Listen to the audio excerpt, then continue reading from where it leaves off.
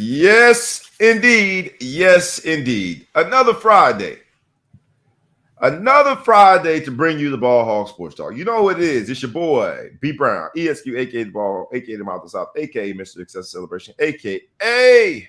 Breezy in the building here with the crew. Today's episode is entitled Life Ain't Fair.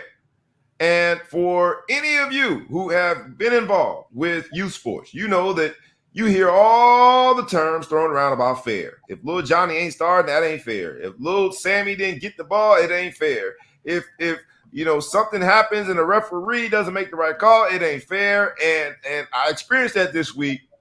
And in the sports world, we experienced it this week. But the truth of the matter is that just I have to tell my young athletes that life ain't fair. We have to tell a bunch of adults this week in the sports world that life ain't fair. You know what it is? It's the Ball Hog Sports Talk, where sports, business, and entertainment collide. Come and join us for a dope episode. We're going to do it rough, rugged, and raw. It's the only way we know how to do it. It's the It Ain't Fair, Life Ain't Fair episode of the Ball Hog Sports Talk. Stay tuned. Let's go. Wake up, wake up, wake up, and stay woke. Because this is the Ball Hog Sports Talk with your boy, B Brown, ESQ. A.K.A. the Ball Hog, A.K.A. the Mouth of the South. This is the place where sports, business, and entertainment collide. And we're going to give it to you rough, rugged, and raw, so come get you a spoonful, like some grits with butter and salt. You know how we do it in the South, y'all. Make sure you do not get caught in your feelings. Strap on your seatbelt and enjoy the ride. Come on, let's go.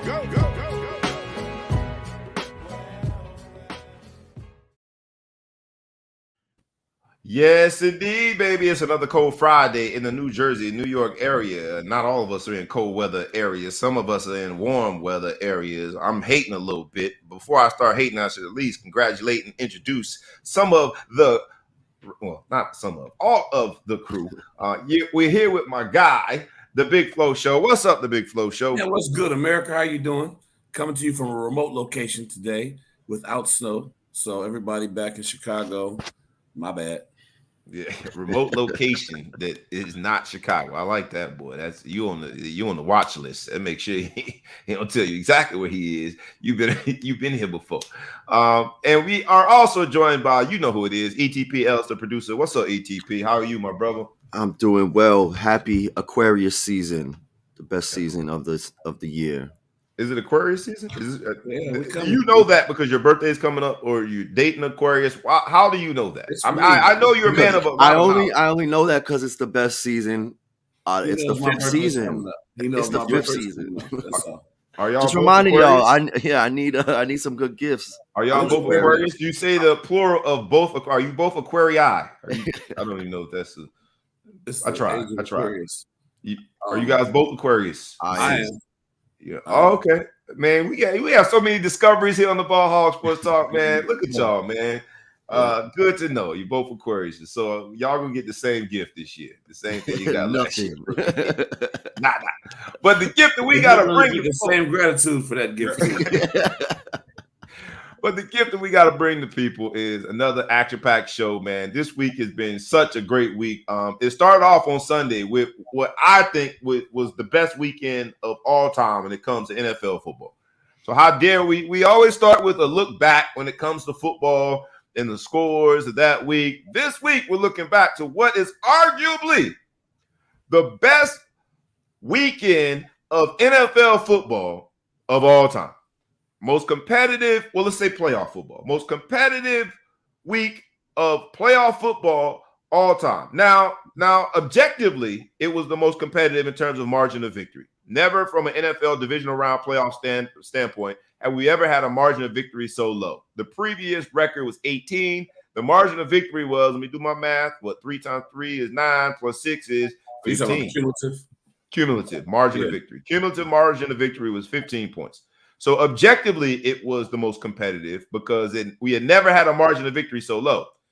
But now subjectively, opinion-wise, this is what we do in the sports talk world. Let's talk about it. Is this the best weekend of NFL playoff football we've ever had, especially in our lifetimes. Let's go at least modern football, our lifetime. I don't remember anything even close to it.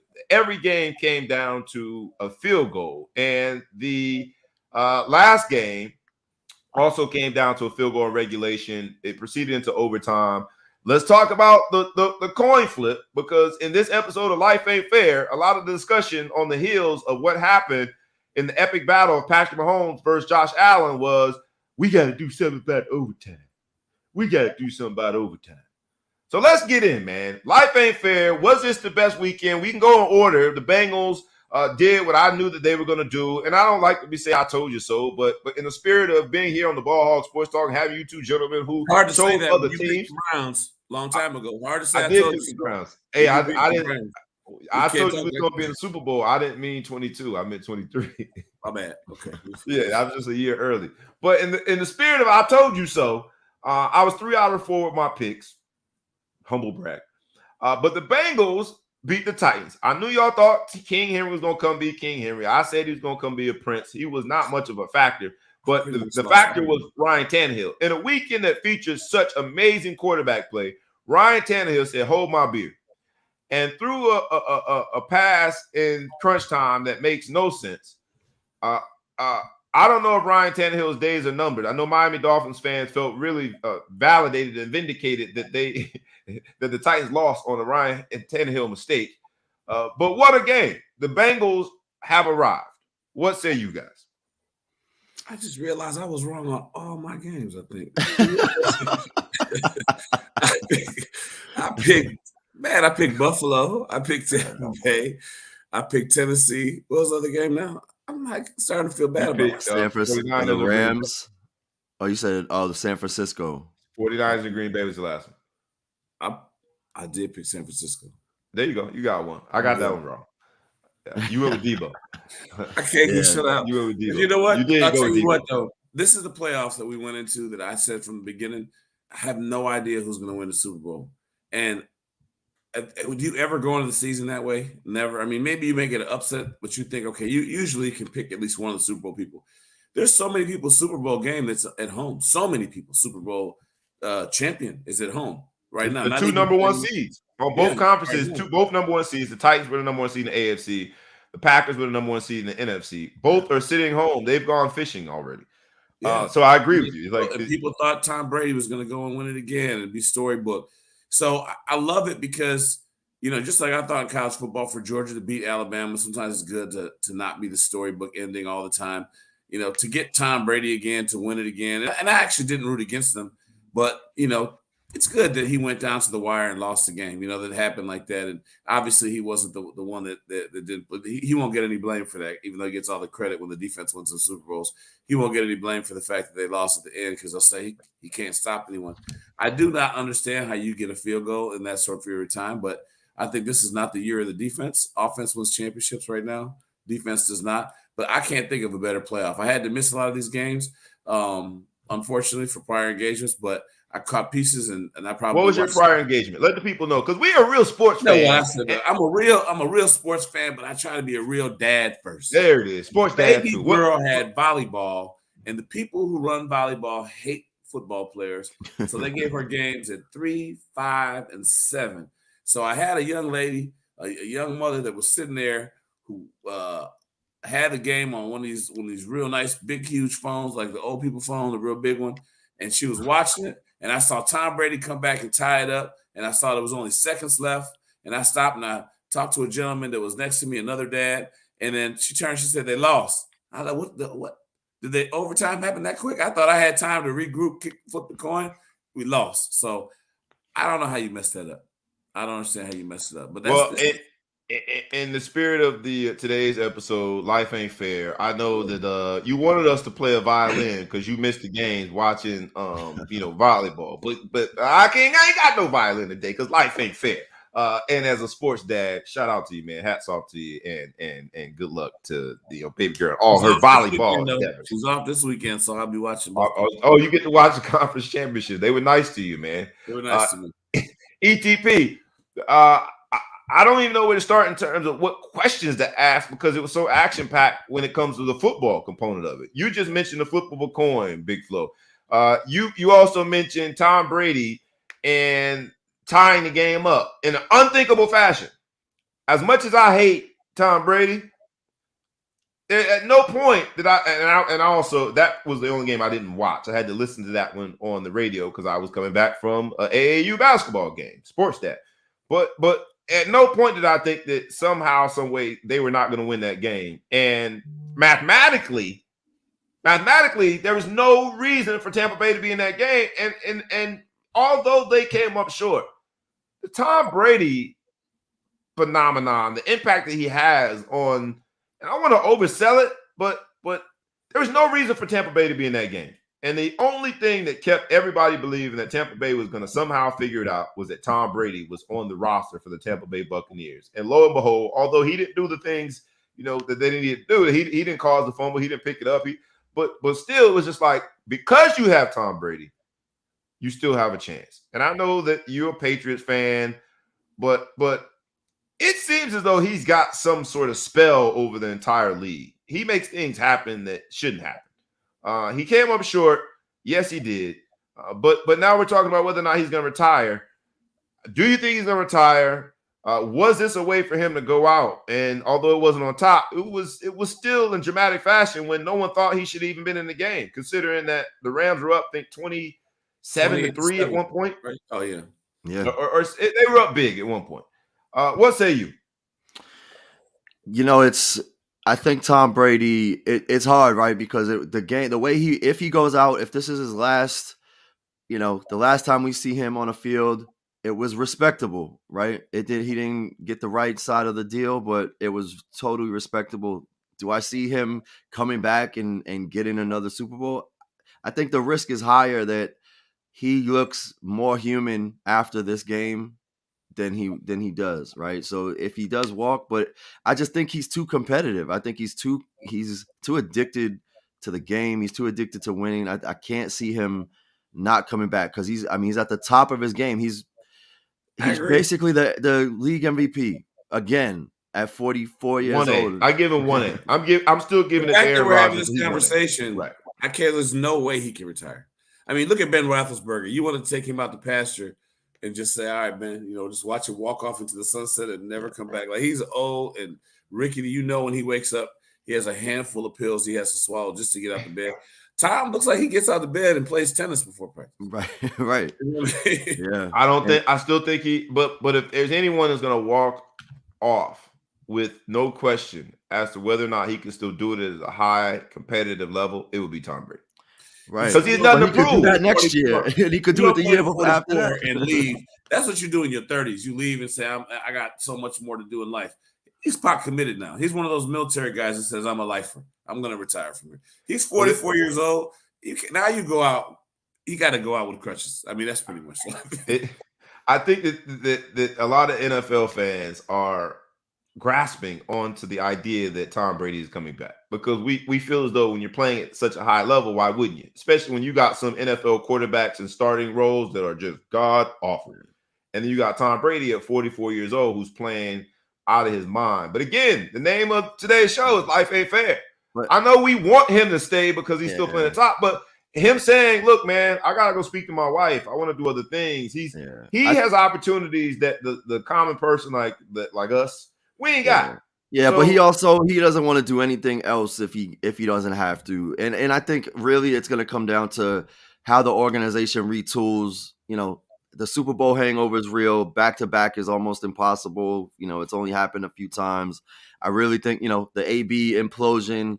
So I think it'll be a hybrid, but more about the pieces around them, what their chances are to win. Because I don't think he won't want to underperform what he can do.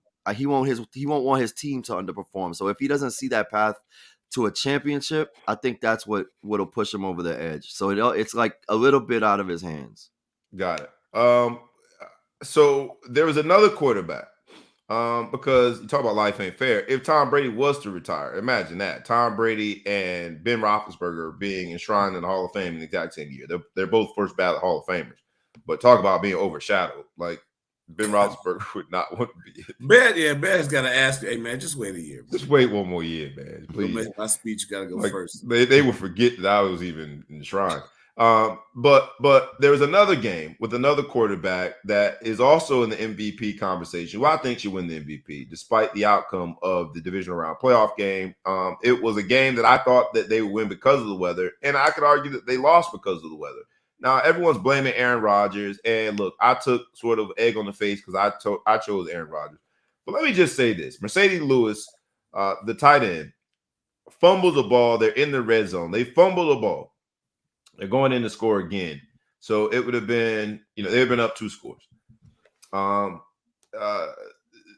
They settle for a lot of mismanagement in terms of clock and all of that. I'm not making excuses for them. The special teams was I've never seen such abysmal play when it comes to a special teams unit. That was the worst ever we've seen a special teams unit play in the playoffs, my humble opinion. Like, they gift wrapped the game.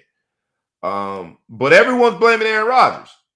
Everyone's saying that yet again, discount double check couldn't get it done. And maybe rightly so. Everyone's questioning whether or not he's going to be in Green Bay again, but the legacy question is now starting to come. He only has 1 Super Bowl. Mike McCarthy took a lot of that blame. Now they've moved on, and there's still questions, right? Because you got LaFleur, but there's still questions about discount double check. Although the episode is Life Ain't Fair, I ask, is it fair that Aaron Rodgers is getting most of the blame that the Packers came up short yet again? Absolutely. Okay. Why? Absolutely. You got to score more than a touchdown, my friend. I mean, I just told you, Mercedes Lewis fumbles the ball. It's on first down. He throws a pass to a tight end on a play action. They're going in to score, and that would have been, at that point, 14-0. I agree that you should score more than 7 points, but guess what? That's 7 more points than the 49ers scored, and offensively. And it is what. Stop. Pause. They don't have Aaron Rodgers on the 49ers. So, I mean, look what your boy Tom Brady does. We talked about maybe he's gonna step away from the game.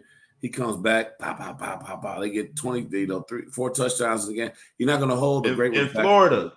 In Florida, there was inclement weather, man. It was a freaking monsoon out there. He spent most of his life. It still doesn't change the fact that there's going to be things that, like, Mercedes Lewis fumbles because of the weather. And the weather got significantly worse. The weather got significantly worse in quarters 2 through 4. Right? It wasn't snowing in the first quarter, and they were moving the ball easily. All right? Now you look at what happens to the weather in quarters 2 through 4, and we're just going to say it doesn't matter because, again, this is the Life Ain't Fair episode. We can't take physics out of football, though. There's still physics. Does the shark say he didn't catch the seal because it was wet out? No, because the shark lives in the water. The shark lives Think about it. Doesn't really affect him. So all I'm saying is, if you're in Green Bay, man, that's how he's golfed in weather like that. He's had barbecues in weather like that. Maybe extreme, but I get your point. To be the discount double check, tell everybody, I own you. Where's all that non-vaccinated tough guy stuff? Everyone's mad at him again. Life Ain't Fair episode. Everyone's mad at him because of the vaccine. I think he took a little more heat than. Let me be very clear. Aaron Rodgers was absolutely not the reason that they lost that game. Now, others will say, yeah, but Aaron Rodgers didn't figure out a way to make sure that they won that game. He needs to be the reason that they won. That's ultimately what it comes down to. He needed to be the reason they won. But the conversation is squarely on Aaron Rodgers, who had very little to do with why they lost. He gave them everything that they needed to win. Up 10 points and was moving the ball before the weather changed and was still figuring out a way to have his team in position to win. And a block punt? Yeah. A block punt is what ends the game? Because let's be honest, Jimmy Garoppolo and that offense couldn't move the ball either. Yeah. Because both teams were weather restricted. I mean, it was bad. It was bad offensive football when the snow started on both sides. Yeah. Right? The only thing you can't do is get your dog on punt block, and a special teams coach that just he failed the moment. His unit failed the moment. But again, life ain't fair. Aaron Rodgers, if you're gonna be the guy, you gotta take the pressure, you gotta take the center of attention. But he wasn't the reason they lost that game. Shout out to Tom Herzog. Appreciate you picking up the show this morning. Big supporter of our show. Tom said, if you're going to be the guy, you got to be the guy. You're going to get all the credit in the world. We talk about Tom Brady's legacy and all the Super Bowls, but if we go through Super Bowl by Super Bowl, I can give you the reason why he won. And a lot of times it's not because of Tom Brady. It's because someone picked it off in the end zone. Somebody lined up off sides. But at the end of the day, he's the leader of that team, second to the coach. He's the leader of that team. And he gets all the blame and all the credit. So, yeah, he can't make him block the punt, but he came up short. It shouldn't come down to one last play. It shouldn't come down to one play. You are the man. It was you versus Garoppolo. Garoppolo went to Eastern Michigan or Eastern Illinois. Garoppolo, couldn't be the guy in New England. Had to come back out here. It's you against him. He won. Bottom line, that's your record. He's lost every time he's played, and he's got an abysmal 500 playoff record. And that's with the Super Bowl where you go undefeated. So besides that, he's had an abysmal playoff record. He's gone 0-4 against San Francisco. And that's you, man. I don't care. That's you. Well, now you're talking about let's go. Now you're talking about let's get up out of here. Yeah, take your ball and leave. Let's go.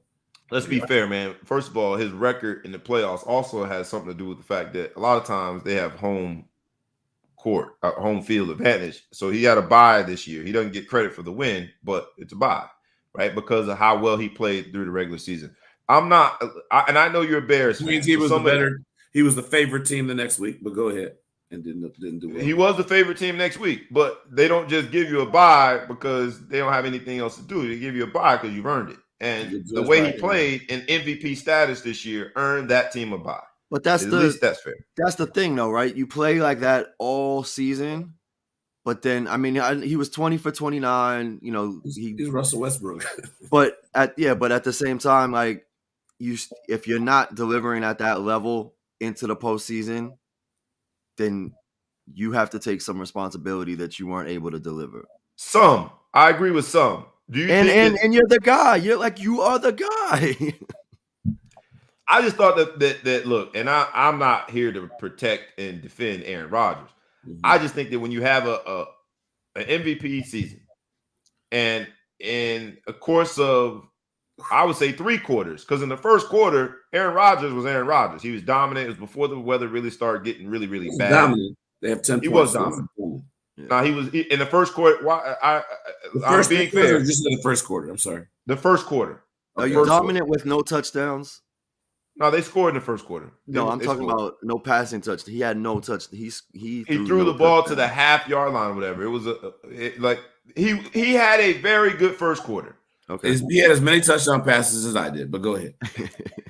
And they were going in again. Mercedes Lewis fumbles the ball. He was playing well in the first quarter before the weather. All I'm saying is that it just seems interesting that everyone's putting the blame on Aaron Rodgers. Yeah. If you have an MVP season, you have to have an MVP season every playoff game. Like, that's your responsibility. Fair. Look, in this episode, Life Ain't Fair, I would say that is fair. I just thought that the conversation, because there's a lot of blame to go around. There's a special teams coach that we still don't know his name. We don't know his name. After we saw what was probably the worst special teams performance by an NFL team ever, if not ever, at least ever in the playoffs. Like, that was bad. That was really, really, really bad. Like, on all fronts. And they only had 10 players on the field when San Francisco comes out to win the game with an extra point. So he's looking for employment. Yeah, that guy's looking for employment. It was bad. It was bad. It was just really, really bad. We still don't know his name. And I guess that's just kind of where the Bears will likely hire him. Yeah. I hope that somehow, some way, Aaron Rodgers thinks that Cleveland is a better spot to be than Green Bay. Probably won't happen. But who knows? AFC. So then we had the Rams and Bucks. We talked about it already. And then there was the game of all games. You have Patrick Mahomes versus Josh Allen. And what is going to go down as an instant classic, an epic battle of the two prominent young quarterbacks in the NFL, right? We talked about Tom Brady and Aaron Rodgers. They old school, right? They got 80s pictures. They got Ola Mills took their school pictures. Now we fast forward where school pictures happen on Instagram. You got Patrick Mahomes and Josh Allen. You got the new generation of quarterbacks, and they absolutely delivered.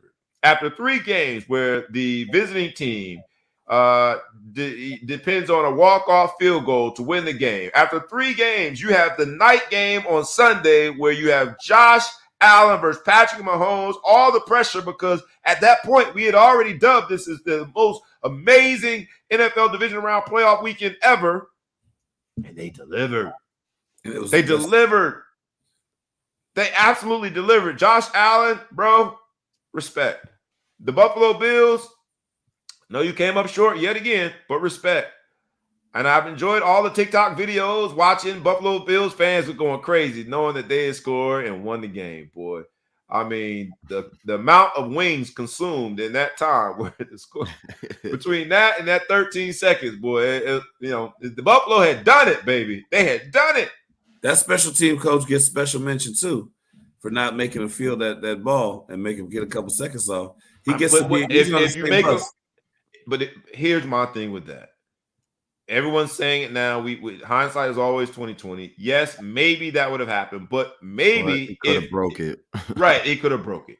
You don't give him a chance to return it. Or maybe, right, if you squib it and it doesn't get to where you want it to be, you've now cut the field in half where they only need 1 play. The truth of the matter is, option C, just send your defense out there and tell them not to play.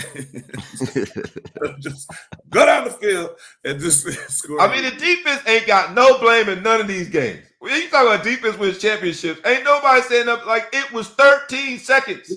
All you had to do is just make sure that they didn't get in field goal range in 13 seconds. Stop them twice. But see, that's the opposite. That's the polar opposite of what Aaron Rodgers did, right? Patrick Mahomes came in and he's the guy, and he made it happen. I mean, obviously Tyreek Hill, unreal, but so good. It's crazy. It's crazy. But so good. I'm mad they won because how do they get a pass to still be the Chiefs, but they still do the tomahawk chop and the chanting and this racist business, but we don't say nothing. Nobody's saying anything about this while the other team has to change their name. So I hope they lose next week. Both brothers, man. In both games, that the defensive decisions just blew my mind. Tampa Bay, after you tied that game, like how do you let Cup get behind you? I just don't know. Everybody knows that he's gonna throw. Everybody knows. That's Todd Bowles. Todd Bowles, who was considered for every job, has had a head coach job with the Jets before, but is considered for every job this year. Todd Bowles. And then Buffalo. How in 13 seconds? That's Leslie Frazier, who's also been a head coach before and being considered again. Like I love my brothers.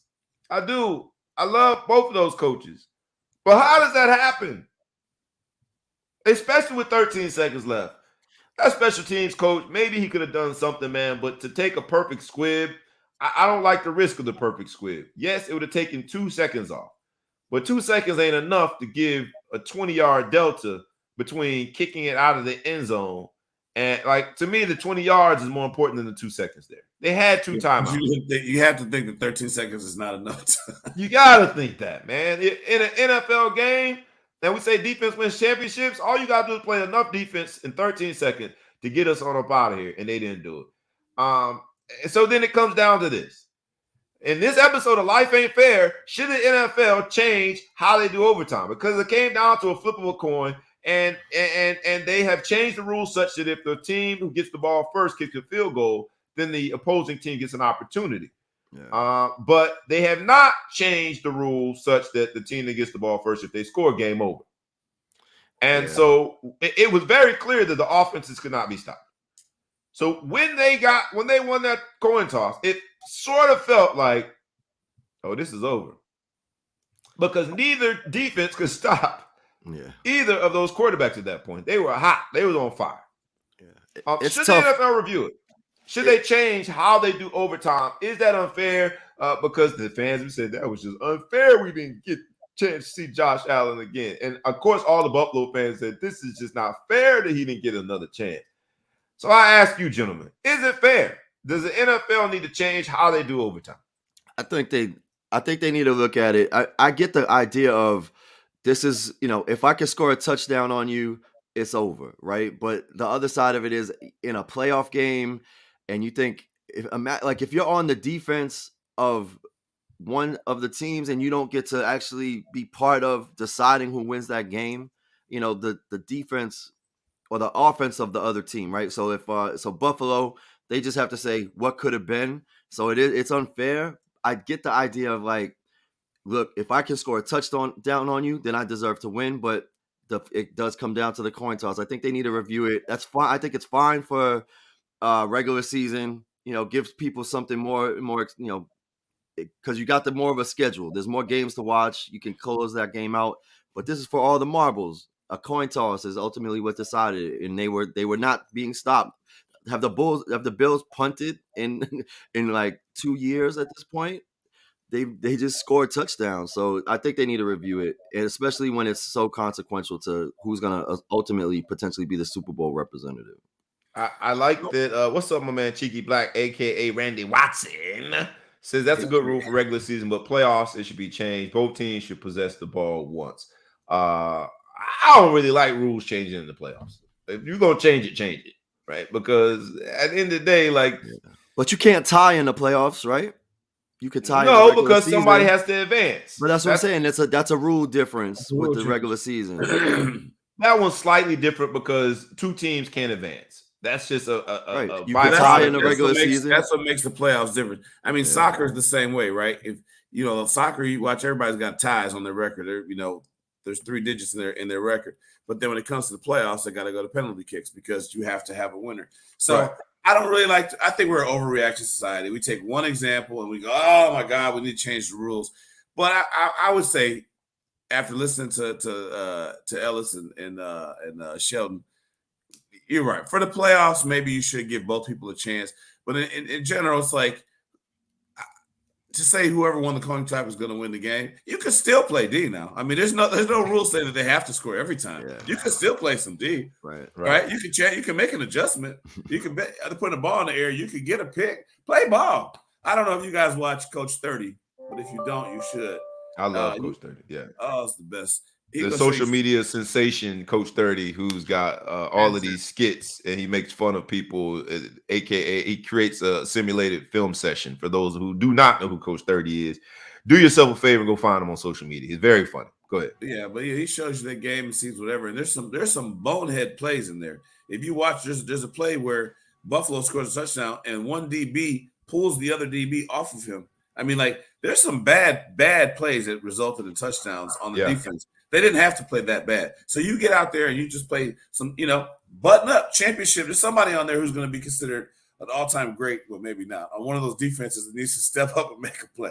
Great players make great plays. So I don't know. But for the playoffs, I could see maybe seeing both people get a chance. It's great for TV. I'd love to see a quadruple overtime game in the playoffs. That would be fantastic. That game, I was mad when it was over. So right. It's for that's what I mean. You have the space and the time to do it. Why not let it play out? I disagree. I think that they should look. The rules are the rules are the rules are the rules. If Leslie Frazier and his defense can't make the necessary adjustment, because you got 4 quarters worth of game film, go make an adjustment and figure out a way. Get a sack. Do a sack strip. If they were to have a pick 6 and score, then Kansas City goes home with their head down. They don't get another chance to come back and score. It to me, especially in this episode, we titled it "Life Ain't Fair." But in this case, it is fair because you have a chance to stop him. I know it was very tough because you got, Travis Kelce out there. You got doggone the cheater Tyreek Hill. You got Eric Bieniemy calling the plays. Andy Reid being an overseer of those plays. You got Patrick Mahomes orchestrating the whole thing. Like he Ray Charles, baby. He rocking that doggone thing. He orchestrating it. So I know it's tough. But life is tough, man. Life ain't fair. I don't agree. Now, I also don't agree that we all talking about Josh Allen, baby. There was somebody on the other side of it. You got a dude who broke the NFL record 4 touchdowns in one game. Gabe Davis, who I had never really known who he was before this game. We ain't even talking about him. So you talk about life ain't fair. As a receiver, former receiver, because I ain't going out there getting hit by nobody no more. As a former receiver, I find it odd that ain't nobody even talking about Gabe Davis. 4 touchdowns in one game. There had to be somebody on the other end on them passes, man. So it's just life ain't fair. Of course we're going to talk about Josh Allen because it fits a narrative about his battle with Patrick Mahomes. If it's a narrative to ask whether or not he's the heir apparent of an Aaron Rodgers, if this is the heir apparent of a saga like Rodgers versus Brady, when we look at Patrick Mahomes versus Josh Allen, but life ain't fair, man. I don't think that they should change the rules because it's the playoffs. Yes, the rule change in terms of there has to be a winner makes sense because who's going to play this week? But I'm like, look, bro, call tails. Or if you call tails, call heads. Hey, let's blame the coin. Blame the coin. If we gonna blame, let's go all out. Is that a Buffalo nickel? That should have been a Buffalo nickel. That's the problem. You got special teams. Maybe you add a position to special teams. Coin flipper, coin picker. Hey, look, why the special team coach didn't call it onside? You catch left-handed. You should have flipped. We all know you're supposed to flip it right-handed. All that stuff. But that's how extreme it is to tell me you're gonna change rules in the playoffs. Nah, man, the rules are the rules, bro. Get with it or get here or move on. Great game though. I tease about whether or not we should change the rules, but I do not tease about that was a phenomenal game. The icing on the cake, the exclamation point to a great NFL divisional round playoff weekend. Looking forward to AFC, NFC championship. We have the AFC is the first game on Sunday at 3 p.m. You got the Bengals going to Arrowhead to take on that same Patrick Mahomes, that same formidable offense. Who do you got? You know what it is. I want you on record because some people like when there's 2 minutes left to be like, I told you. So I want to get it on record. Who you got? I'll start with you, ETP. AFC championship game. The Bengals got to take their show on the road. They proved that they are not bothered by that by going and taking on the number 1 seed in the AFC Titans. And now we saying we remember the Titans, but they no longer in the playoffs. So the Bengals don't have an issue with that. Who you got? Bengals versus Chiefs. So I had the Titans going. Obviously, Derrick Henry, I think he was a little bit more banged up than they cared to disclose, but I'll give it to the Bengals. They made it happen. So since they beat my pick, and I'm also I'm an avid cigar smoker, so I always like Joe Cool. I like Joe Cool, so I'm gonna go with Cincinnati. Got it. I like it. Cincinnati over the Chiefs. Who do you have? That would be an upset. Who do you have? The Big Flow Show. I'm gonna have to say this. I thought that the Chiefs had messed around the season and lost the mojo and Mahomes there, but I realized he was just practicing scenarios and getting his throws right from every angle. And Tyreek Hill, I just think he's special, man. I don't know who's gonna stop that dude. I mean, it would be special to see Joe Burrow come over and take over, and I do like him, but I got to go with the Chiefs. You on the Chiefs. All right, let's go over to the NFC. And I'm saving mine because I'm gonna release my picks. So the chance you guys are on picks next week this time. Next pick. Yeah, I'm gonna tell you who I picked after the results. We have a new partnership with the life, what is it called? The Life Cipher. There it is. But I've got to release my picks there. But chances are, well, it's obvious because y'all on different sides of it. Did you go out and get an NIL deal? I got an NIL deal for the squad. Okay. Baby. The Ball Hog is official with an NIL deal. All right, so the NFC side, who you got, man? Because now we got an all California NFC championship game. The 49ers they'll be on a plane because I don't know how long it takes to drive from San Fran to LA. But I imagine it's a long time. So they're going to get on that plane and drive and fly just due south to L.A. You have the 49ers going to L.A. to play in SoFi. Will they then be playing 2 weeks later in the Super Bowl in SoFi? Or will it be a home game in the Super Bowl with the L.A. Rams winning the NFC Championship? I'm going to start with you on this one, the Big Flow Show. Who you got, 49ers versus Rams? I'm going to say Rams by 17. By 17? It ain't got to be close? Not going to be close. Ooh. Somebody get Debo on the phone. They're gonna beat their face because Aaron Donald's gonna be best friends with Garoppolo, and Garoppolo's not gonna be able to respond. And I just think that offense is gonna be. Stafford's been held back all these years out there in Detroit, man. You know, you get out there, you finally. If I just had. Detroit's had a long line of people. If they just had somebody, they could have been somebody. Megatron, if he would have been on a different team, could have done something. Barry Sanders could have been somebody else if he was on a different team. And now Stafford's showing you that's absolutely right. Give me a different team. So you said they're gonna blow him out. You Craig right now. You fighting back to Debo. You fight Debo. I see it. You said they're gonna beat him up. Okay. Let's see if they can beat Craig and beat up on Debo. Although I don't know if Debo Samuels is scheduled to play because he did get hurt at the end of that game in Green Bay. So you've got LA winning big. ETP, else the producer, who you got? You got 49ers traveling to LA for an NFC Championship game. It's gonna be California love. Who you got? I want to say something totally different, but I can't. This is gonna be ugly. It's gonna be ugly. LA Rams. And the irony of this is we're talking about the best weekend in NFL playoffs. I think it's the Rams, and it's not close. And then the Super Bowl is going to be one of the most boring Super Bowls because the Rams are going to walk on the Bengals, and Mahomes ain't going to get a Super Bowl. So I got to go with LA. I'm going upset special. But there are no Rams fans, man. This is just not. No matter who wins, this isn't going to be an exciting Super Bowl.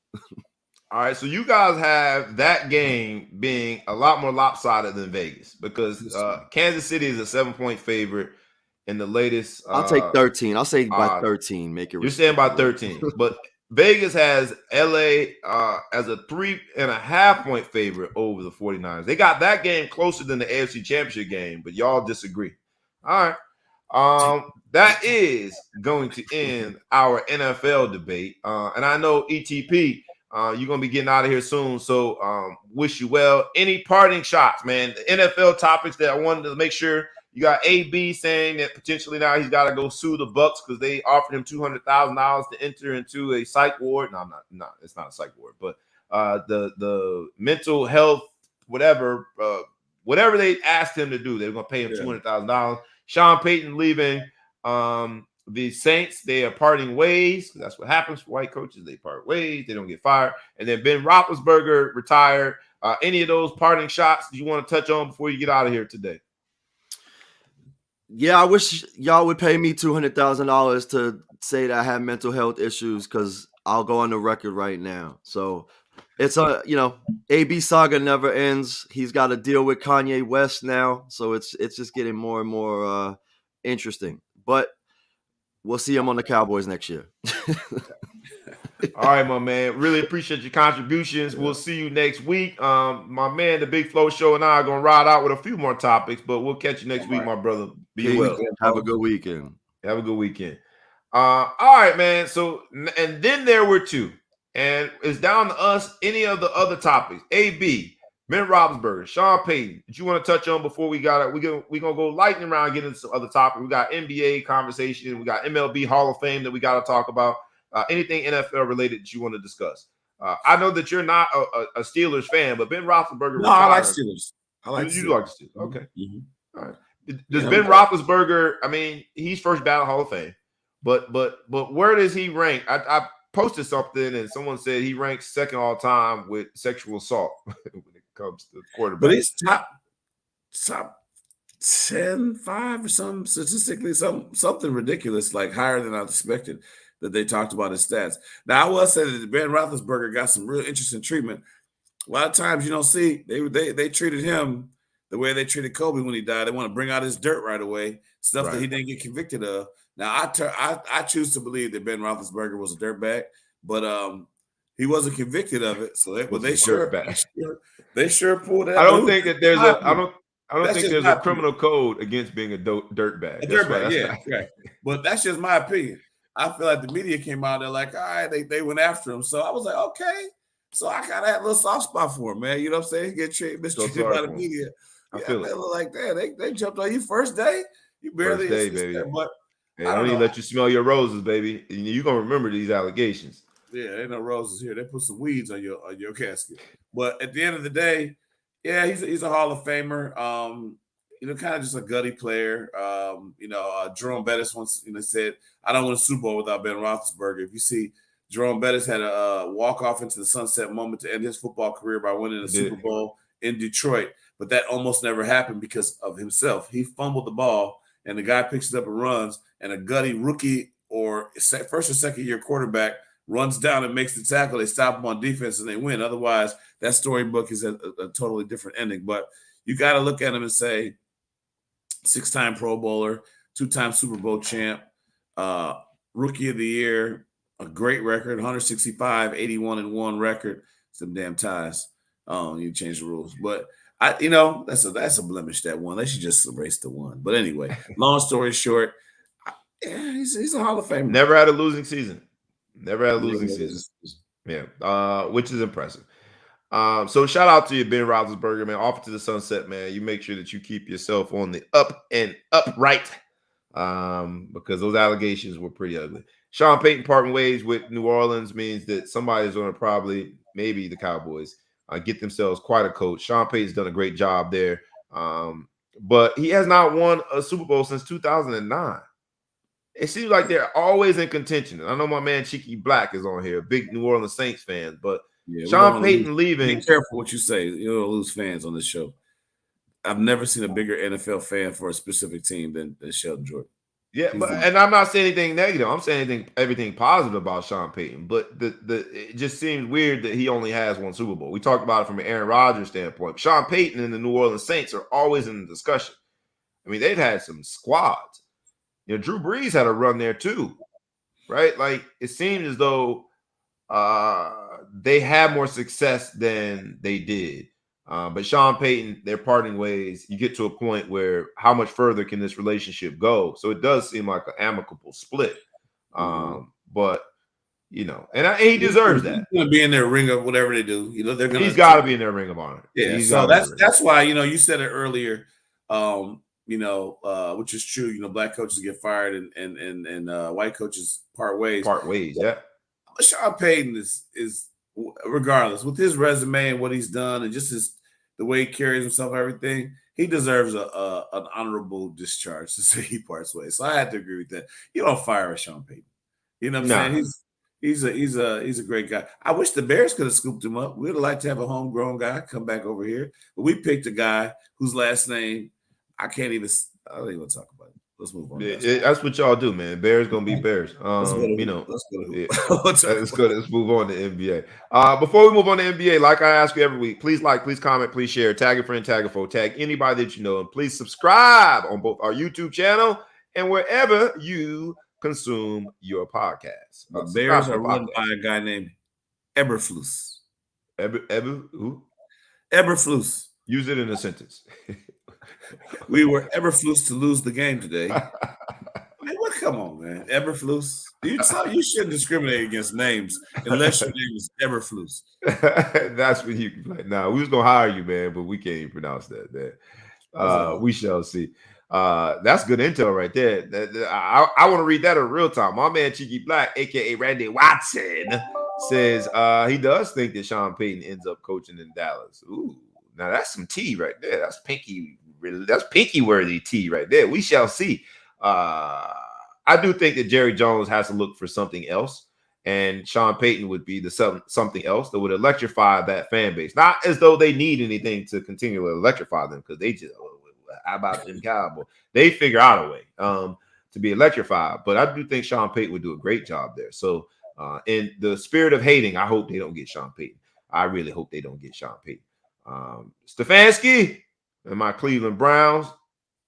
I just wanted to mention y'all here because it's really not newsworthy, but the fact that Odell Beckham Jr. is balling out of control right now just hurts. It just anyway, I digress. That dog, Baker. Let's move to the NBA, man, because we got some good stuff in NBA. The All-Star selection came out, and the starters have been announced. The two top vote getters in both conferences, no surprise there, were LeBron, who absolutely deserves it, playing out of his mind, and KD. The conversation that we did not have this week, but I do want to have it at some point, is what is more impressive? LeBron in his 19th year at 38 years old, or 37, or 38, however old he is, playing it at his level worthy of being the top vote getter in the West, is that more impressive than Tom Brady having arguably an MVP season at 44 years old?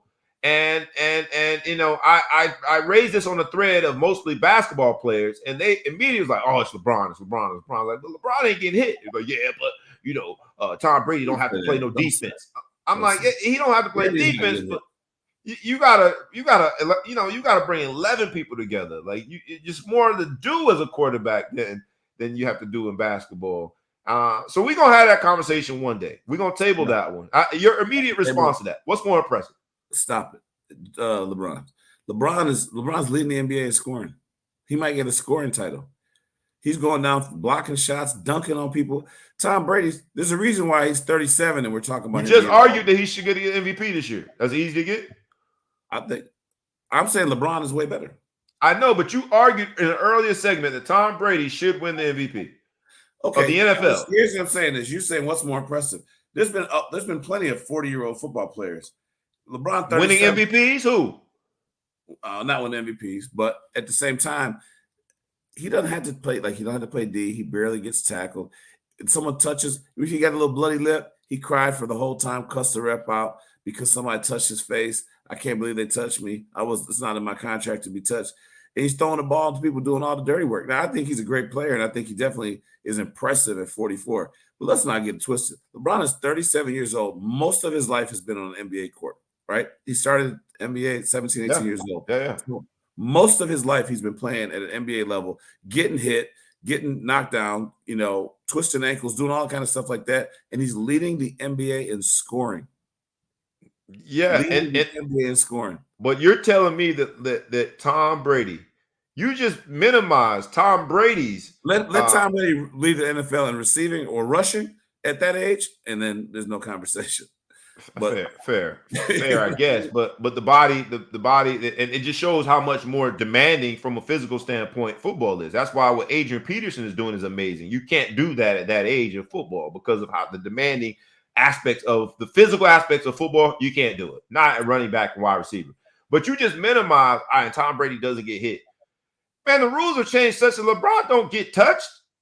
You get kicked out of the game, LeBron get touched. Look, Tom Brady has way more chance to get hit. And when I talk about hit, for real hit, there's defensive linemen that are 6'5", 350 pounds, running on 4-4, running after that man, who their only dream in life is to knock the living life out of Tom Brady. Yes, they got to lead with the shoulder. Yes, it's got to be below the head, but it still is not feeling like, the butterflies and glitter when a defensive lineman at 6'5", 350-something pounds comes and hits you.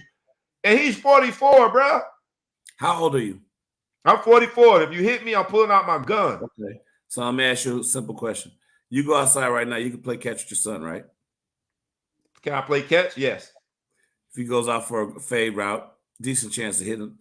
Decent chance you can throw the same fade now, probably similar that you could about 5-10 years ago, right? More than likely, yes. When's the last time you dunked a basketball? I can go dunk one right now. Okay. I don't have anywhere to be. Can we get the camera outside? I just did it a month ago off a torn abductor. That was my point to the same group. It's like being able to dunk a basketball. It happened when LeBron had the we're not going to be reckless on this show, right? We're not just going to throw things out there and make. Hey, look, man, look. The only thing I would ask is because I'm after a few months of I tore my abductor. So when I do it, it's going to hurt. Dunking said basketball? Say again? Dunking said basketball is when you. No, I tore my abductor. I wish it was that. I slipped down. Tying your shoes? You did it probably getting out of bed, right? It was my hip hurting right now, and I get it. I'm 44, so the body changes. But I happen to be one of the people that can still dunk a basketball at 44. And so they were saying this. I'm like, yo, man, like dunking a basketball at 6'8" is not in. It wasn't the layup. I would much rather go outside. I would much rather go outside. The only thing I would ask in order to do it is we're gonna put up money. I'm gonna get paid for it. It's gonna be a wager. Yes, I'm gonna get paid for it. That's the difference in 44. I'm gonna get paid for it. I would much rather go outside and take every ounce of effort. That's what it takes for me now to dunk a basketball, where it used to be with ease. I would go do that before any semblance of going on a football field and letting some defensive lineman hit me. I'm not getting hit by nobody. Fair. I'm not. That's not happening. You're also not dunking in the game with 22-year-olds around you chasing Absolutely. you back. That's very different. Very different. I'm not putting myself. My dunk You is asked gonna the look question and different. answered. I'm more impressed with LeBron James. If Brady would have won the Super Bowl, that'd be more impressive to me. But if LeBron can, with AD coming back, LeBron's not gonna win a championship this year. they're gonna win. AD back. Man, they not. Come on, stop. Huh? I know you're a LeBron fan. That doesn't even sound rational. They're not gonna win a championship. They just beat the Nets. They beat the Nets 2 nights ago, and they got hammered last night. They got beat by 30. They were LeBron tired. didn't play. They were LeBron tired. had knee soreness and didn't play. They don't have to play 2 games in a row in a 7-game series. I don't know. Hey, look. Now you got people talking about 9 feet rims. I will show y'all I could dunk on a 10-foot rim, but y'all gonna put some money up. Y'all come up with the pot. We're gonna do a GoFundMe. We should do GoFundMe. If the money is right, y'all got it, baby. I'll go out and dunk, and it ain't gonna be pretty, but it's gonna be a dunk. It's gonna be a dunk. I can still dunk. You're gonna need all that money for your deductible. But go ahead. Nah, hey, look, man. After I tore my abductor, it was actually like 2 years ago. It was during the beginning of the pandemic. Still on IR. Jumping hurts, but I can do it. $100 bet, I'll take it, man. Y'all add the money up. Y'all just make sure y'all pay. The worst thing is if we bet the 100. This is the worst part about bets. We all hope that you hurt yourself if you don't try, because that's the only good thing is to watch you try. I'm going to dunk the basketball. Hard. Y'all gotta remember, I wouldn't say this if I didn't think, if I didn't know, if it was I think I could dunk. Driveway rim. What kind of rim was it? Like the court or driveway rim?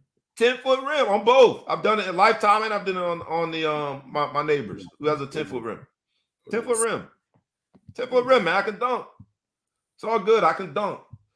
I can still dunk, baby. Don't worry about it. Look, I can't. For those of you at home wondering, the Big Flow Show cannot dunk basketball today. I'm gonna dunk on my birthday, March 26th. That's when we'll do it. Y'all get the money up, and I'll do it in front of everybody. Watch the link below in the comments after you share. Exactly. All right, so NBA All-Star, man. You think that LeBron's more impressive? Anybody out there listening, y'all tell me what's more impressive? LeBron doing what he's doing in his 19th year at 37 years old, leading the league in scoring and leading his team, obviously, because when he didn't play, they lost by 30. What's more impressive, LeBron? Now, I see my man Crump says LeBron. Or is it Tom Brady at the ripe young age, at 44 years old, still being in the MVP conversation, leading his team and going in that, dropping back with the threat of a 355-pound animal hitting him at 44 years old? Bro, I'm not getting hit at 44. When I go out there and dunk, the only thing that I'm worried about is when I got to let the rim go, the impact with the ground. But ain't nobody coming full speed to take my life from me, bro. That's different. You're not getting fouled. You're not going to the whole hard and trying to dunk on a fast. You're not doing all those things. No, I'm not doing that. LeBron don't do that no more. LeBron, his game is elevated. His game is. They played against the Nets the other night. He had all them steel dunks. Give it still dunk. But ain't nobody going, unless somebody try to get kicked out of the league, nobody gonna run you down and do try to assault you unless you, what's the boy name? Not AJ Redick. I'm tripping. The other dude, Grayson Allen. Grayson Allen, you ain't gonna go out and assault nobody. So it's a fast break dunk. Relatively safe bet is what you're trying to say. A very, very safe bet. That I don't know. Who do y'all think? So we got another one that says LeBron is more impressive. Y'all let me know. $100 and my rehab. I appreciate that, dog. My man Christian, who has his own physical therapy. He gonna pay me and then get paid. He gonna get you back together. Yeah, you gonna want me to pay with that same $100 that you. I'll tell you, it's going towards. Yeah, I got you $100 and the rehab. I'm gonna dunk this basketball. March 26th, y'all get the money up. We're gonna do the whole thing, baby. Pay-per-view. And pay-per-view gonna be right here on StreamYard. Let y'all see that I can still dunk. I still say Tom Brady at 44 years old, going out there leading a team, and the threat of being hit by one of them dudes, bro, at 44 years old, I would evaporate on sight. I would just die right there. Have my funeral here, man. Like, don't even scrape me off this doggone field. Have my funeral right here. I can't take that type of contact at 44 years old. Tom Brady is out there doing it at an elite level, MVP status. Right now, if the vote ended today for the NBA MVP, LeBron's in that conversation, along with probably Steph Curry, along with Ja Morant, Joel Embiid, They're in that conversation. When it comes to Tom Brady and where he ranked in the MVP numbers, he's either one or two. He either won or got second at 44 years old. I don't know, man. It's impressive. I'm a Brady hater. We're having this conversation because they're both impressive. They're both impressive. They both defy the logic and have drank from the fountain of youth or something. NBA selection. This all started because LeBron, it was the top vote getter in the West. KD was the top vote getter in the East. They're the two captains. And Andrew Wiggins finally made it. Pretty impressive. John Morant is a starter. Well-deserved. Playing out of his mind. We don't know who the reserves will be yet, so we'll wait to talk about the snubs. But in terms of a starter, some argued that Devin Booker would be a snub because he's playing out of his mind. But the problem is in the West, if you're going to be a front court player, he's not a front court player, rather. So he's got to go in the back court. And Lord knows he's not going to take any one of those spots. So tough, but I think fair. We'll see who the reserves are to figure out whether or not there have been snubs. James Harden in the NBA is talking about somehow, some way he does not like living in Brooklyn. I think he's just he figures out a way to get out of a situation. I don't think he likes being a part of this particular big three because you got the Kyrie. He's number 3. That's number 3. But Kyrie's also, he said, impacting what he feels to be a little bit of an issue with Brooklyn. He doesn't like the fact that Kyrie gets to come play part-time. Do you think James Harden is right? I don't know how any single man, I think James Harden is still single. I don't know how any single man could not like living in Brooklyn. Brooklyn is the mecca of single men. Like, you should love living in Brooklyn. That is a borough that single men do very well in normally. But James Harden doesn't like it, and he doesn't like Kyrie playing part-time. Does he have a legitimate complaint? Now, remember, this episode is Life Ain't Fair. Does he have a legitimate complaint with at least the Kyrie part? I think he's going crazy with the Brooklyn part. Go ahead. I'll say this. He's from California, so maybe that he doesn't like Brooklyn. He wants the kickback lifestyle, wearing some lokes and the sunshine in his face and his beard. But Brooklyn just is not. That's the opposite of California. So I think that's probably why he doesn't like it. I think he's just a whiner. I mean, why? First of all, there's no reason why you and I should have any idea that he has a problem with Kyrie. Who are you telling that to? What is that for? You think that's going to make Kyrie play more often? I think that it's frustration. One of the reasons why he never wins championships is just because he's a self guy. I mean, that's the thing. He's frustrated, but why are you talking about it in the league? Go tell Kyrie that. You think Right. Kyrie's reading the paper and he's going to start coming and playing those games now? You think that the team is going to read what you said and make a decision based on that? Just shut up and play, man. You guys have a chance to win a championship. You're going to blow it up because you're going to start some cancerous stuff in their locker room, which I'd be happy because I don't want to see them win. But, shut up, man. Some people can't get out their own way. They can't get out of their own way. We'll see, man. I think when you watch all three of them on the court at the same time, then it's going to be tough for anybody to beat them 4 out of 7 times. My man, Devon Harper. What's up, D-Harp? D-Harp in the building. Chili D in the building, baby. 2 Gs. For those of you who don't know, that's the class of 2000 at Notre Dame. They were very, very, very obnoxious, like the Cowboys. So we didn't. How about them boys? The class of 2G was very obnoxious with their 2G, but my younger brothers. What's up, my brother? He says a tennis ball. No, a basketball. I'm going to dunk a basketball at tennis. That's what he's talking about. I wonder what he's talking about. You're talking about a tennis ball, man. I'm assuming. Grapefruit? Nerf fruit. A Nerf fruit? Nah, bro. It's a 10-foot. The McDonald's All-American game was selected. That's the high school game, the preeminent, the premier high school all-star game. And there have been conversations about people that have been snubbed from that. Again, man, life ain't fair. I think that a lot of people, you only get 24 spots. So inevitably, it's going to be number 25, number 26 is going to feel like they should have made it. I got to plug up my computer here. They're going to feel like they should have made it. But just life ain't fair. It's 24 spots. So somebody's going to feel as though, hey, man, I should have been included. But that's just the way it is. I'm looking forward to seeing the McDonald's All-American game. As my sons are getting closer and closer to that age, man. We enjoy watching McDonald's All-American game. Place where you find tomorrow's stars in today's game. Looking forward to it. But now we are going to talk about this MLB Hall of Fame. Because in this episode of Life Ain't Fair, there's a lot of conversation about whether or not the Hall of Fame and the selection of the Hall of Fame, and it was the writers. So I learned a lot more than I ever really wanted to know about the MLB Hall of Fame selection process. But I guess there's two main entry points. Most people go through the writers. The normal entry is through the writers, and that's the BBWAA. I don't know, Baseball Writers Associate, whatever it is. You only have a 10-year window from the moment that you are eligible until the moment of your selection. You only have a 10-year window. And so the likes of Barry Bonds and Sammy Sosa, Roger Clemens, and Curt Schilling all had their 10-year window expire this year. And so now Pete Rose. Okay, so now we're into a situation where there is sort of a supplemental draft, if you will, to use the NFL analogy. There's another way to get in, but the traditional primary way of entering into the Hall of Fame that has expired for the likes of Barry Bonds, Sammy Sosa, Roger Clemens, Curt Schilling, Pete Rose. So is it fair that these guys that put up crazy numbers, especially in the case of Barry Bonds, that had a cloud of doubt over their careers related to PEDs? I don't think Barry Bonds ever failed a test.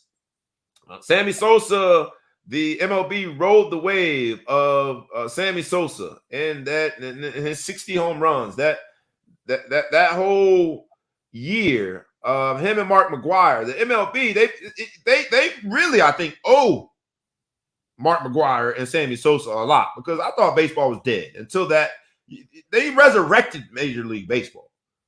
But yet, despite his skin color change, I thought on paper Sammy Sosa should have made it. Barry Bonds, unquestioned. Roger Clemens, you saw his statement this week. He basically said, look, that doesn't define me. I've already moved on. Curt Schilling asked to be taken off the ballot.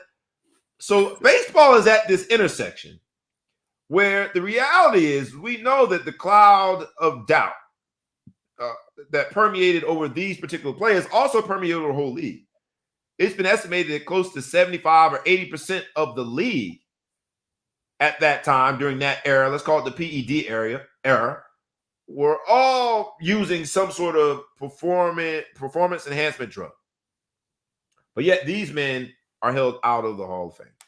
I've heard arguments of people say, look, man, they're a bunch of cheaters. People cheat on their wives, cheat on their taxes, cheated in other ways. Baseball players that cheated, pitchers that cheated with different, uses of lubricants or whatever it was to help out their pitching. There have been people that have talked about the people that are in the Hall of Fame that played during a time of segregation and didn't have to play against black players when there was a Negro baseball league. So they didn't play against the best, yet their stats are held with the same regard as other people's statistics, rather asterisks next to them. So I ask here, is it fair that Barry Bonds, we'll start with Barry Bonds, because I think each one of these people is individual cases, obviously, when considered on the ballot, but Barry Bonds stands out to me. Barry Bonds, with the numbers that he put up, is potentially never going to be in the Baseball Hall of Fame in Cooperstown. Is that fair? Absolutely not. I think it's atrocious. First of all, I go back to what you're saying. Baseball owes them everything. I mean, what Tiger Woods did for golf was fantastic. And I feel like in the early 90s, was it mid-90s, the late 90s, I would say Barry Bonds and Sammy Sosa were doing similar for baseball, meaning getting guys who never really cared about baseball like myself to go to games. I was actually buying tickets and going to games because it was so exciting.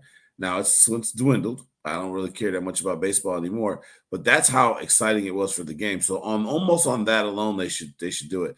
The writers, who I'll get into my feeling about the writers having all this power in a second, but the writers should be nothing but thankful because of all the juice that they got. All the baseball writers out there, they got Be their careful with columns. juice. Be careful with juice. That was a double entendre. Juice. Careful. But so they, all those people, they have so much that they owe to these guys to do whatever. When you talk about 80% of the league being on steroids, I mean, for every steroid you were swinging that bat, first of all, the baseball wasn't tested, so I don't even know if it was technically illegal. I think there's questions to whether or not they were even really breaking the rules per se. But shame on baseball for knowing that Sammy Sosa went from a scrawny little kid to a Hulk, and you never questioned it. Shame on you for not realizing that Mark McGwire's forearms are the size of my thighs. So, seven MVPs for Bonds. Thanks, Shane Ellis. Appreciate you watching the show. All the stats that you're getting out of these guys, and at the same time, the pitchers were on the greenies or whatever they were saying, those amphetamines that they were on. So it was PED versus PED, right? Going against it. The whole league was going out there. They never got in a situation where those guys got kicked out of the league or suspended in the league for doing it. It's all retroactive stuff. So, I think it's crazy, but I don't know why they do a 10-year limit. It just seems really weird. I don't think anybody else has a limit like that. And I don't like giving all the power to the media. I mean, who are you? You're a media guy. You're just a fan or whatever. I think you have to give something to the current players, the players and I think the secondary way there is this, but I like the idea. I think it was supposed to be, just to answer your question, and I'll let you continue. Sorry to interrupt. But I think it was supposed to be the writers got the power because they wanted to make sure that it was objective. They didn't want to give the players the power because then it could be more of a popularity contest. And I think that was the intention, but the writers aren't as objective as we thought they were. No. Right? They all get together and they make their stance and they stand on their high horse and do whatever. A current player can back there and say to themselves, look, man, I'm voting this dude in because Barry Bonds was good before he did steroids. He was a Hall of Famer before he became a home run monster. When he was skinny, Barry Bonds was really good too, right? And then he got to be swole Barry Bonds and did crazier stuff later. But, I mean, he had a long, strong season. So, the media didn't like him. He never was friendly with the media. That plays a role. We see it in the NFL Hall of Fame. If you join if you're a member of the media, you're more likely to get in the Hall of Fame than if you're not a member of the media. A la Randy Moss versus Terrell Owens. Yeah, versus Terrell Owens. He made it. Terrell Owens made it in, but he was not a first ballot Hall of Famer. He was the first ballot, but Randy Moss was sitting next to the people. They you became one of us. Now we're going to vote you in, even though when he was a player, he was as big or more of a villain probably than Terrell Owens in some regards for some of his, his remarks. So, Kurt Schilling, I don't know a lot about him, but if he didn't get in because of his political views and the fact that he might be a racist, what does that have to do with baseball? If his numbers speak for themselves, I'm not going to watch his speech, but whether or not you like black people shouldn't be a role in whether or not you're one of the best players to ever do it, whether or not you're a jerk. I just think that the writers just have too much, and I'm not here to defend the guy, but I'm just saying realistically, what's right is right. It should be based on what you did. Now, granted, if you killed somebody or some crime or whatever, I understand it should be outrageous. If you cheated, like Pete Rose, you bet on baseball. I understand. Never bet on his own games, though. Never bet on his own games, but that's supposed to be a thing. But that was in an era where now look, the same people that say you should never bet are major investors in some of these online betting. Like things have changed. We've evolved. Even betting isn't as taboo as it used to be. As long as you ain't betting on your own games. Now you can smoke reefers at the casino. But go ahead. I interrupted. I don't know. I just at the end of the day, I just think it's your Hall of Fame is a sham. You got best hitter of probably arguably one of the best hitters of all time, if not the best hitter of all time. Definitely the single season home run champ, not in your Hall of Fame. You guys are a sham. I think that the baseball is going to get exactly what they're asking for because they come from this perch of holier than thou. The purity of the game is so important that we've got to keep those guys out. And we heard it ad nauseum when it came to Pete Rose. But now you look at a guy like Barry Bonds, right? 7-time MVP has been disclosed. Thank you, my man Shane, for your contribution there. 14-time All-Star, home run derby champ, 12-time silver slugger, 8-time Golden Glove, career of 762 home runs. Look at a guy like Roger Clemens, won the MVP. He was a 2-time Triple Crown, 7-time Cy Young, 11-time All-Star, 7-time Era title. And Sammy Sosa won the MVP, 7-time All-Star, home run derby champ, 6-time silver slugger. So you look at those things and what they were able to accomplish on the baseball field, and it seems as though if it's going to be a Hall of Fame that acknowledges and celebrates the accomplishments on the field, then they should be included. Now, in this episode of Life Ain't Fair, if you ask me whether or not it's fair, absolutely, because it's the way that they've always done it. For me, Hall of Fame just means the HOF is a hall of opinions, fam. Right? It's a bunch of opinions. And I like the fact that Roger Clemens has now moved on with his life. Kurt Schilling said, take me off the ballot, because I think what baseball is going to get is exactly what they're asking for, is people start to look at it as the political, opinionated elitism that it is. And there's going to be a separate Hall of Fame, in air quotes, that is just going to be where the players show reverence and respect to the people that they know created the statistical output that they dream of, protected a league that was on the brink of complete disaster, and made it so that they could still have a league to play in. Let's be honest, baseball was on the ropes. And I give a lot of credit to Sammy Sosa and Mark McGwire for that year where it brought everyone back in. You look at the viewership, you look at what the contracts, you look at how the holdouts were, because they couldn't figure out how to pay those contracts. And you know, it was really at the brink of disaster when Mark McGwire and Sammy Sosa did what they did.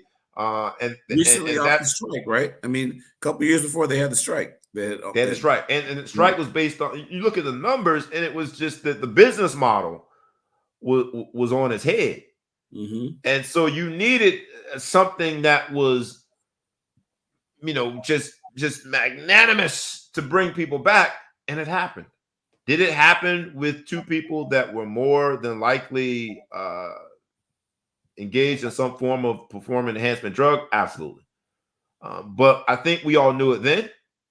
But they did it in an era that it was well accepted. It was well known. It was a part of the competition. If both of us are on, and I've said this about track and field, I think the sport has a black eye because every world record, you question whether or not the person was on steroids. But if we're all on steroids, then, you know, it is what it is. I think that maybe they should create an era in the Hall of Fame. I'm thinking of it physically in Cooper Towns that says this era had a bunch of questionable statistics, but these people were the best of the best within their era. They still deserve to be in the Hall of Fame. But in this episode of Life Ain't Fair, to me, life ain't fair. Move on. These bunch of opinionated writers who have the power of the pen. To me, it's like when I go to a club, right? We all know the guy at the door who might, you know, he might not like you because you too swagged out. You look too nice. You know what I mean? How dare you come in here looking on fresh? Trip is fantastic.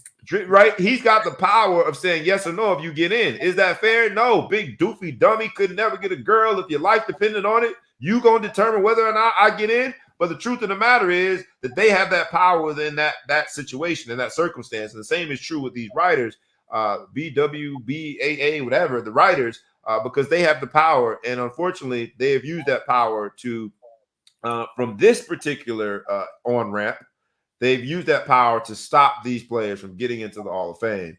Again, life ain't fair. We just got to accept it. I don't know if you had any last words on it. I'll look to see if the comments, but it is what it is, man. You know, don't expect people that have they're on their high horse, that have their opinions, that are very nose in the air, have you. Don't expect them to you know, turn their head and be sensible, because a lot of them aren't sensible. I'll give you last word on it before we go home for the day. No, I don't think, if I look at the way that the NBA does it in general, I don't think it's consistent with the other professional sports. When you look at, like, you know, comparing eras, I think, you know, look at NFL. We had 12 games, then went 16 games. Now we have 17 games, but they don't take that into account when they look at stats and records or whatever. Things change, things evolve, the eras are different. In NBA basketball, they had the hand check era versus non-hand check era that doesn't come into effect when you talk about records or anything like that. It is what it is. Things change.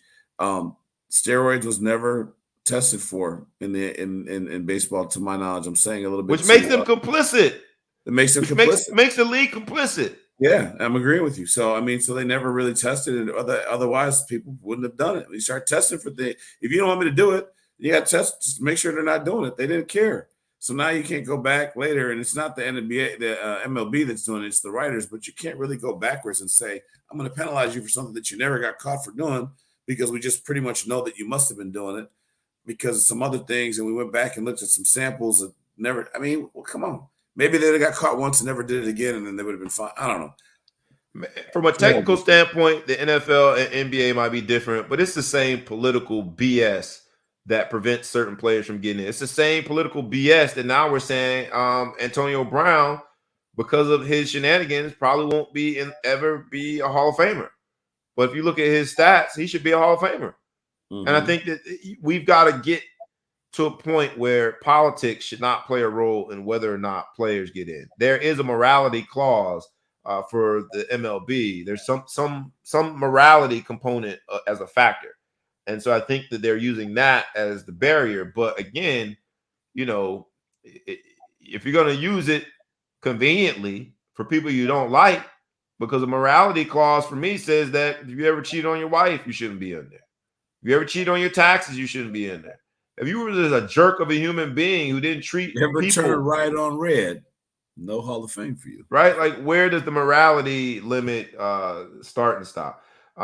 Look, again, this is the Life Ain't Fair episode, but it seems as though in this case, it especially is not fair. Because if you look at some of the personalities that are in Cooperstown, in the Baseball Hall of Fame, you ain't got a bunch of patron saints in there. Let's be clear. So we're going to choose this single issue. PEDs is the thing that's going to be the litmus test. Seems crazy to me. Kurt Schilling, as my man Shane said, thanks again, Shane, for the contributions. It's more of he's too political and too much of a polarizing figure for the writers. But it's just like, yo, man, aren't we supposed to be looking at their baseball prowess, their contributions to the game statistically? Isn't that what we're supposed to be looking at? Or has it become something different? If it's something different, let us know. Barry Bonds is going to be one that we all scratch our heads, because on paper, he's arguably the best player ever. Arguably. If you look at his productivity, the man put up numbers. So we'll leave it there. Before we get out of here, 30-second round, man, NCAA stuff. I see this kid, Jermaine Burton, a wide receiver, transferred from Georgia to Alabama. He put up big numbers at Georgia and decided to transfer to Alabama. I think this is where I get off the train. This is too far. This to me is the same thing as Kevin Durant, other than the fact that they didn't, Alabama didn't beat Georgia. But you go and transfer to the rival within your conference that you just played a national championship. I think that's too far for me, man. I think that's where I get off the train. Like, bro, nah, you need a hug, man. Where is the loyalty? Could you imagine? Like, I'm not going to be cool with you no more if you just go transfer to USC because you got a better opportunity. Like, things are working here. The transfer is supposed to be for when it's not working. Things are working here, Jermaine. You balling. For the team. He worked out. He made things that work out for the team. He gave you guys a national championship for a time since 1980. You guys aren't grateful, right? Now I can't go for self. I stayed here, won the championship. Now I want to go where the first receiver off the board every season that comes from Bama. I want to go there and be the first receiver off the board. So he's looking for himself. What can you do? What can you do? The fans, the Georgia fans especially agree with me. They have given him grief. Oh, you think? Yeah, they should though, man. Like, what, you gonna go play for them? Yeah, we beat them. My question is, I thought the transfer was wear the ring on campus. That's the question. Can he wear the ring on campus? I just don't get it, man. I guess the same thing with Caleb Williams. The transfer I thought was for when it wasn't working out. I got to go over here because it's just not working out. There is nothing whatsoever that is not working out for Jermaine Burton at Georgia. You on the field, you balling. We winning. We didn't win the SEC championship, but we won the big championship. We won the national championship. But you gonna go play for the dudes that beat us in the SEC championship game? Oh man, this generation is different. Would you rather have somebody run from a problem or go because he's trying to enhance himself? What makes you feel better? A guy that doesn't want to compete and transfers because he can't get on the field, or a guy that's old school, man. transferring? Old school for what? I'm old school. I would rather guys stay and make it work, even when air quote is not working out. He wants to be the first guy off the board, and every year Bama got the receiver first guy every year. Then if you want to be the first off the board, work your absolute tail off and just be better than everybody else. AJ Green was a first off the board for Georgia when he came out. It's possible. Now, Alabama's got way more examples of that. Way more. So I'm going where you're talking to the wrong person, I guess. I'm going where I want to reinvent the wheel. I want to get there to where I'm gonna go play. Now, is he that good of a receiver? I don't really know. No, he's good. No, he can play. He can flat out play. But I don't know, man. Like I don't know. I like that comment. He might be running too. You never know, man. Something might happen. You see, my man Randy Watson, aka Cheeky Black, says this is the LeBron Durant effect, and that might be true because we said that through the transfer portal and through the flexibility of these players, this essentially has become free agency. But I mean, my gosh, and Caleb Williams, I thought he was just testing the market to enhance maybe his name, image, and likeness, marketability, and to just see what was out there. But I didn't really think he was going to leave. This guy is leaving after being an integral part of the offense on a team that was in the SEC championship game and a team that then won the national championship. I don't know, bro. Where does this end? That's what this has become. This has become. Caleb Williams' coach left. It's not the place he agreed to go to. He's going to look around. Now I'm fair. That's different. USC. So how about Jermaine? I think but he maybe got a better NIL deal in Alabama. You know how much they probably paid him to transfer? We'll go on. We'll head out with this. Shedeur Sanders, speaking of NIL deals, got the Gatorade deal. He's the first from an HBCU to get such a significant size NIL deal. So good for him. And NIL continues to evolve, man. This has been the It Ain't Fair episode, Life Ain't Fair episode, rather. And I can't believe you agree with a true freshman playing, won a national champion. What else you want? He want great fed to him. He want to be bathed. He want to come in America bathing scene. Hey, your royal stuff is clean, Your Highness. What else do you want? What else is there, man? Free country. He's following the rules. That's what he wants to do. Pays his taxes. Oh no, man. Oh no, it's too far for me. I officially am off the train. I was all for it. I'm officially off the train now, man. Because you just leaving just because you can leave. Like, what about your teammates? What about you ain't create no relationships that were worth saying, I ain't leaving, man. It's my boy. We finna ride it out. No, nothing. Maybe he got 2 years of good quarterback play. Maybe the pipeline in Georgia is slim after this year. He thought today was the rest of it. You'll never know. It's just grown. He grown. He's 18. He's grown. He do what he wants. Man, dog. All right, man. This has been the Life Ain't Fair episode. We are now down to 2, and then there were 2. It's your boy, the Big Flow Show. Peace out. Any parting words before you get out of here, my man?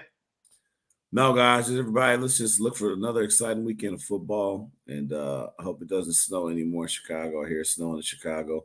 If anybody listens in Chicago, listening to Chicago, I'm not there right now. If you wouldn't mind going to my house and shoveling the driveway, I wouldn't be mad at you. You want that Jermaine Burton treatment while you going? I do. Anyway, all right, y'all. All right, Big Flow Show. Look, man, it's been another great episode. You know what it is. Your boy B Brown, aka the Ball Hawk, aka the Mouth of South, aka Mr. Success Celebration, aka Breezy. I'm gonna give my picks this week, so stay tuned for that. Later today, I'm gonna give my picks for the AFC and NFC championship game. We're gonna release that at the. I'll let you know how I'm gonna release it. How about that? But that will be coming. This has been a great show, man. Life ain't fair. We know when it comes to some of the things that we've seen, the flip of the coin in overtime, whether it be the NBA All-Star selection, whether it be the Hall of Fame selection, life just ain't fair. The earlier that we learn that, the earlier that we embody that, the earlier that we accept that, the quicker that we can move on from it. Don't expect people to give you exactly what you think you deserve, because life ain't fair. Take what they give you and make the most of it, man, or you can transfer. Like that's the new thing. Y'all stay up, man. We'll be here next week. You know what it is. It's the Ball Hog Sports Talk, where sports, business, and entertainment collide. We ask you humbly and kindly, please like, please comment, please share, tag a friend, tag a foe, tag anybody that you know, and please subscribe to both our YouTube channel and our podcast. And with that, we is out. Peace.